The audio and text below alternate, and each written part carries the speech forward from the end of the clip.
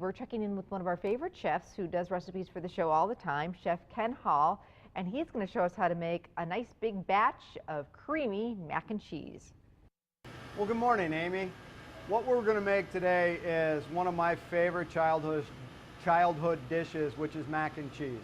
But I want to add a little grown-up touch to our mac and cheese because plain mac and cheese it's great for the kids, it's great for comfort food. We're going to kick it up a little bit.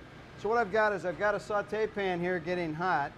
I'm going to add a little bit of olive oil to it and then some nice good applewood smoked bacon. And we're going to let this start cooking. So our mac and cheese is going to be cheddar bacon mac and cheese.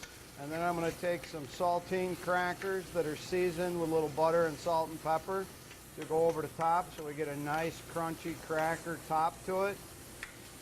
Now here at the Clarion we're going to be serving this as an appetizer, but you can definitely serve it as an entree. You can do a bigger dish, serve it for a meal for the family.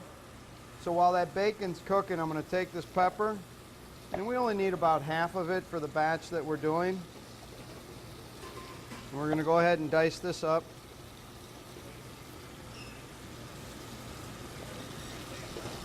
I want to kind of keep it small on the dice. Now I don't want the bacon really crispy because then it releases too much of the fat and you don't get the full flavor. So we're going to let this go where we just start to see a little browning.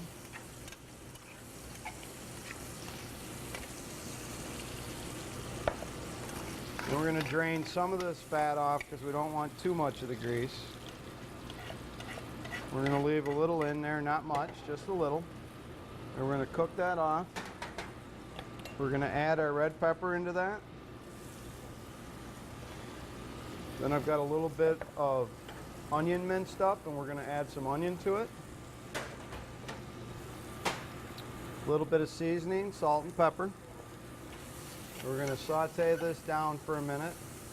Now the other twist that I've done with this, instead of using your typical elbow macaroni, I like to use these little twists. I think they're called cavatappi as well, but they're these little twist pastas. One, they're hollow, so they're going to take on a lot more of the sauce, which is what we want. And they're also, it's a nice shape. So now that this is cooked for a second, we've got our seasoning in there. I'm going to add in some Alfredo sauce. You can use the jarred sauce. This is one that we already have made. And we're going to add this in and stir this around. Let this cook down for a second. Then we're going to take some shredded cheddar cheese and we're going to add 1.5 cups of shredded cheddar cheese to this. Now we're going to turn our flame down a little bit, stir this together.